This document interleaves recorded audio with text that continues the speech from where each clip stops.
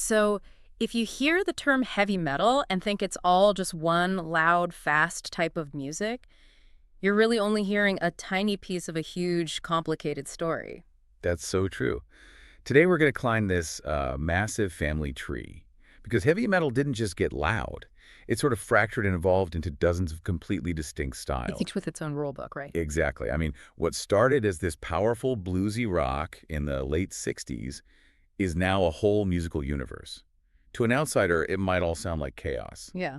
But when you zoom in, you find all this structure, all this technical skill, and really specific artistic choices being made. And that's our mission for you today. We want to unpack the core sounds and the history of the most important metal styles. Give you a kind of cheat sheet. Exactly. So you can hear any metal track and know exactly what branch of that family tree it belongs to. Okay, so let's start at the very beginning, because that foundation, that original sound, is so crucial. Perfect. Let's do it. Where did this whole heavy idea even come from? Well, heavy metal first roared to life around the late 1960s, early 1970s. It was rooted in the industrial parts of the UK and the US, Okay. and it was really influenced by blues and hard rock. But the pioneers, Yeah. they didn't just turn the volume knob up. They, fundamentally changed the whole engine. Oh, okay. So how? How did they change the sound beyond just making it louder? It was all about distortion and tuning. Yeah. The defining sound is that super distorted electric guitar, much heavier than anything before it. And it's combined with these loud, aggressive rhythms. Mm-hmm. And the really critical thing is that early bands started deliberately tuning their instruments guitars, basses down to a lower pitch. And that's the key move, isn't it? Dropping the tuning immediately gives you a deeper, darker, more powerful sound that you just can't get otherwise. Precisely. It gives the music this heavy, driving backbone. The drum kits got enormous to provide all that power, Right. which meant the singers had to develop these incredibly powerful voices just to cut through that wall of sound. So right from the start, metal was more than just music. It was a whole culture. It got its own fashion, its own identity, and it spread globally really fast. And what's fascinating is that as soon as metal was born, it became a challenge. Musicians immediately started pushing the limits. The whole question became, how much faster? How much louder? How much more technical can we make this? Which brings us right into phase one, the race for speed and aggression in the 1980s. This is when musicians started pushing what was, physically possible to play. Yeah, and that intense push resulted in thrash metal back in the early 80s. This is pure speed married with aggression. Thrash uses these rapid-fire guitar riffs, super complex drumming. And it takes the energy of hardcore punk rock, right? It absolutely does. It injects that raw, rebellious energy into the traditional heavy metal structure. And the technical side here is instantly recognizable. Thrash is really defined by double bass drumming. Can you explain what that actually feels like when you hear it? Think of it like a musical machine gun Yeah. or heart rate monitor that's just stuck on fast forward. Okay. The drummer is using 2 foot pedals to hit the bass drum incredibly quickly, over and over. It creates this constant driving force that just makes the whole song feel like it's accelerating. And lyrically, thrash was grounded in reality. It was all about social issues, politics, and the personal struggles that young people face. It turned all that energy into a kind of commentary. If thrash was the sound of societal rage, played at top speed, death metal was something else. It came a little later, mid-80s. Right. And it was the sound of, internal primal darkness. It pushed the boundaries of heaviness even further. So how does death metal get even heavier than thrash? It starts with the tuning again. Guitars are often tuned down 2 whole steps, sometimes even more, super low pitches. Ah. And that creates a truly dark, visceral atmosphere. And because the instruments are so low, it forced the vocalist's range way, way down. And the vocals are the immediate giveaway. You go from powerful singing to those deep, guttural, almost growling styles. It sounds like something being torn from the earth. The drumming also gets more extreme. It introduces what we call blast beats. Okay, what are those? It's an evolution of speed. It's a technique that creates this continuous wall of sound using these intense, rapid strikes on the bass drum, the snare, and a cymbal all at once. It's not just fast. It's this overwhelming, dense sound. And the themes match that extremity, right? We're moving from social commentary to pure horror, mythology, and the darker parts of human existence. It's a really demanding genre. Totally. So by the end of the 80s, metal had these 2 main paths: the fast, aggressive, riff-focused style of thrash and the extremely heavy atmospheric intensity of death. So now let's talk about phase two. This is where some musicians started to step away from just maximum speed and focus instead on creating a very specific mood or atmosphere. Exactly. And that shift brought us black metal, which really got big in the 1990s, especially in Northern Europe. Its main goal is to sound cold, raw, eerie. And a key part of that is the recording quality, right? It's often intentionally unpolished. It is, yeah. And that might sound counterintuitive, but it was a deliberate statement. It was a rejection of the polished, expensive production of the 80s. So the raw sound was about being authentic, anti-commercial. Exactly. It was meant to reflect the harsh, isolated themes and the environments where the music came from. Sonically, the guitars are really distinctive here. They use high-pitched, fast tremolo riffs. Right, playing those quick repeating notes that create this constant buzzing effect. And the vocals are the total opposite of death metal's low growls. They're these agonizing, high-pitched screams. And they have a very strong visual identity. The famous black and white face paint, the corpse paint. For sure. It's designed to make them look like ghostly skeletal figures. And the lyrics are often about nature, ancient legends, or the harshness of a northern winter. It's all meant to create this sense of isolation and grandeur. Then you have the complete atmospheric opposite with gothic metal. It also prioritizes mood, but it goes down a totally different road. Gothic metal swaps that isolation for dark, romantic drama. It's all about emotional storytelling, not just sonic aggression. So instead of chaos, you get this structured, dark elegance. Precisely. It uses slow to mid-tempo rhythms, creating a heavy, brooding pace. And this style is famous for blending those heavy, distorted guitars with really sophisticated instruments like pianos and violins. It's also known for the vocal pairing, isn't it? Absolutely.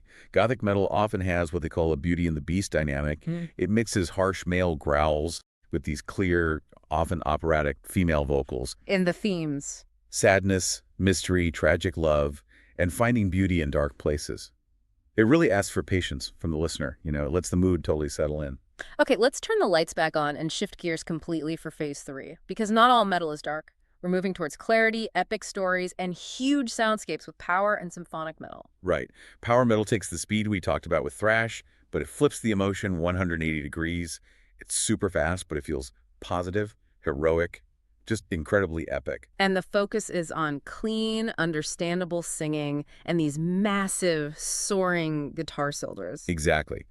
The vocalists in this style have unbelievably high ranges, almost operatic, and they sing with amazing clarity and power. It's all designed to evoke that heroic, soaring spirit. And they need that clarity because the lyrics are telling these detailed stories. Fantasy worlds, mythological heroes, historical battles. Yeah, and keyboards are used a lot to add that orchestral layer to help set the scene. What's great about power metal is how it connects with the audience. The choruses are super catchy, easy to sing along with.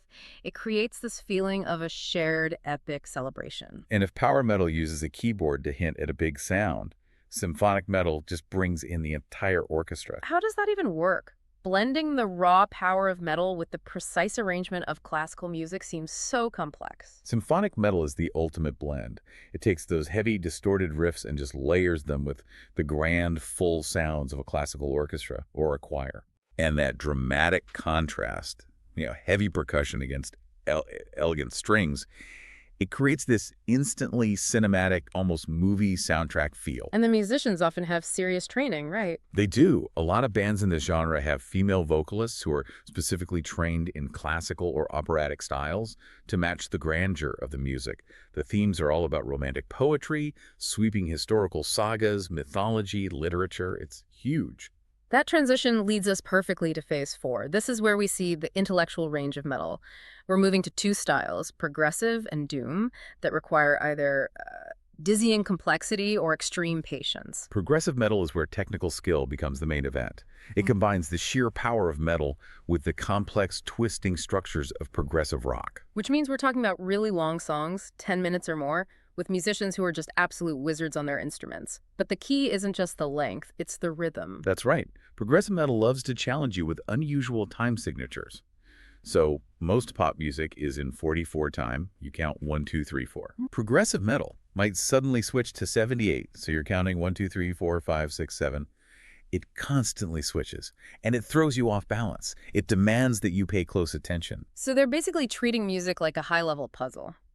And they explore philosophical ideas or 10 stories that unfold across a whole album. If progressive metal is about moving quickly in complicated patterns, let's look at the absolute opposite, doom metal. If power metal is flying at 100 miles an hour, doom is moving at 1 mile an hour, but with this incredible weight. Is this the only metal you can listen to while you do your homework? Possibly. Doom metal is significantly slower than pretty much every other subgenre. It's all about creating this profound sense of weight, gloom, and deep sadness. And what creates that crushing, slow feeling? It uses these incredibly thick, fuzzy guitar sounds and very slow, deliberate rhythms. The drumming is steady, measured, often minimal, a huge difference from the chaos of thrash or death metal. And the songs can be really long just because they take their time building that heavy mood. Exactly. The lyrics focus on despair, lost, love, the burden of time. And surprisingly, a lot of listeners find the repetitive, heavy nature of doom to be meditative, almost relaxing. It really rewards a patient listener. Okay, that brings us to our last phase, Ah. phase 5, the edge of experimentation. Metal didn't stop evolving on its own. It started mixing with completely different kinds of music and technology. And we start with folk metal, which is a surprisingly energetic fusion. It takes traditional folk music and instruments like fiddles, flutes, accordions, Bagpipes, like bagpipes, absolutely, and it puts them right into a heavy metal framework. it creates this festive, almost danceable atmosphere you would never expect from distorted guitars. Totally. The rhythms are often based on traditional dances from specific cultures. The lyrics usually celebrate national heritage, local legends, folklore. It really shows how metal can adapt to celebrate diverse cultures all over the world. Next, let's plug into industrial metal. This is where technology isn't just a topic, it's an actual instrument. Industrial metal from the late 80s is all about the electronic and mechanical. It uses synthesizers and sequencers a ton, and the rhythms are often really repetitive and machine-like. I've heard the drum beats are designed to sound like something specific. Yeah, they often mimic the sound of heavy machinery or factory work, very harsh and precise. Vocals can be electronically distorted to sound robotic or abrasive. And the themes deal with technology, the modern world, and our relationship with machines. It's so rhythmic. You hear it in a lot of video games and movie soundtracks because of that driving mechanical energy. Yep. And finally, we have nu metal, the style that just exploded in the late 1990s and brought heavy music right into the mainstream charts. Right. Nu metal is a major fusion style. It successfully mixed heavy guitar riffs with elements from hip-hop, including rapping alternative rock and electronic music. And stylistically, it was a departure. Unlike a lot of these other genres, it usually doesn't have those long, complex guitar solos. Instead, the focus shifted entirely to intense personal expression. That's right.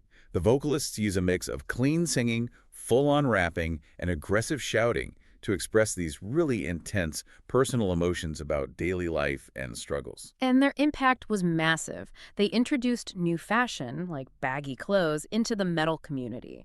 It proved that metal could successfully blend completely different genres and still dominate the airwaves. So when you put it all together, we started with one core idea, which was loud, distorted rock. And now we have thrash, talking about social struggle at high speed, doom meditating on time, symphonic metal scoring a movie. And folk metal celebrating cultural heritage. Heavy metal is an incredibly diverse genre. It really proves that music can be extremely loud and technically demanding, but still tell complex stories, create deep moods, and blend traditions from all over the world. And that depth means that whatever mood you're in, there is probably a branch of metal ready to speak to that feeling. So next time you hear a heavy riff, try to listen closely. Is that rhythm speeding towards some urgent social commentary? Is it painting a picture of a fantasy world? Or is it setting a slow, inescapable, lonely mood? The answer tells you everything you need to know about the branch it came from. Keep exploring. See you next time.